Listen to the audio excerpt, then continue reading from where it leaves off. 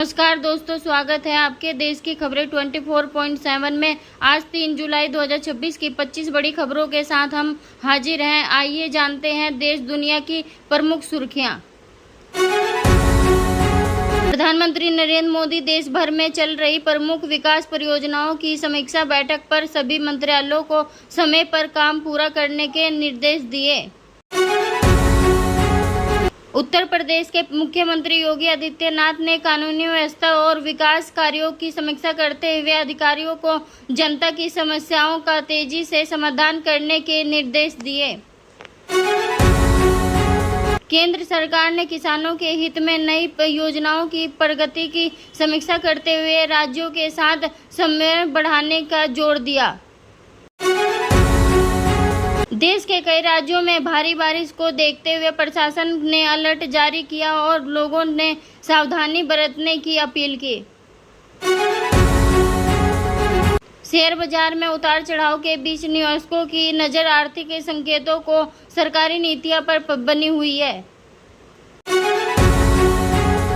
भारतीय रेलवे ने यात्रियों की सुविधा बढ़ाने के लिए कई ट्रेनों में नई सेवाओं शुरू करने की तैयारी तेज कर दी है। दिल्ली एनसीआर में मौसम बदलने से लोगों को गर्मी से राहत मिली और कई इलाकों में हल्की सी मध्यम बारिश दर्ज की गई। नोएडा और ग्रेटर नोएडा में यातायात व्यवस्था सुधारने के लिए कई नए रोड प्रोजेक्ट्स पर तेजी से काम जारी है। देश भर में डिजिटल भुगतान का उपयोग लगातार बढ़ रहा है और ऑनलाइन लेन देन में नया रिकॉर्ड बनने की खबरें सामने आई है। शिक्षा क्षेत्र में नई तकनीकों को बढ़ावा देने के लिए कई राज्यों में आधुनिक स्मार्ट क्लासरूम परियोजनाओं का विस्तार किया जा रहा है। स्वास्थ्य मंत्रालय ने मौसमी बीमारी से बचाव के लिए नागरिकों की आवश्यक सावधानियां अपनाने की सलाह दी है। भारतीय सेना ने सीमावर्ती क्षेत्रों में नियमित अभ्यास जारी रखते हुए सुरक्षा व्यवस्था को और मजबूत किया है। देश के कई बड़े शहरों में प्रदूषण नियंत्रण के हरित अभियान को लेकर नए कार्यक्रम शुरू किए गए हैं। केंद्र सरकार ने युवाओं के लिए रोजगार और कौशल विकास से जुड़ी परियोजनाओं की प्रगति की समीक्षा की है। कई राज्यों में बिजली व्यवस्था को बेहतर बनाने के लिए नई बिजली उपयुक्त के ट्रांसमिटर परियोजनाओं पर काम तेजी से हुआ है। देश में स्टार्टअप और छोटे उद्योगों को बढ़ावा देने के लिए नई निवेश योजनाओं पर चर्चा जारी है। पर्यटन स्थलों पर छुट्टियों के मौसम को देखते हुए पर्यटकों की संख्या में बढ़ोतरी दर्ज की जा रही है।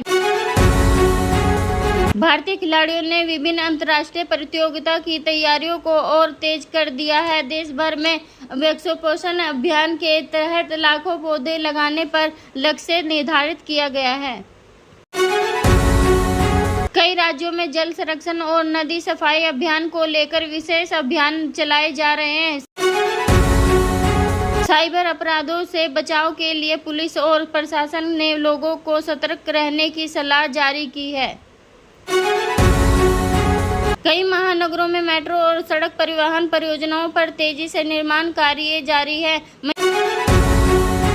महिला सुरक्षा और सशक्तिकरण को लेकर विभिन्न राज्यों में नए जागरूकता कार्यक्रम आयोजित किए जा रहे हैं।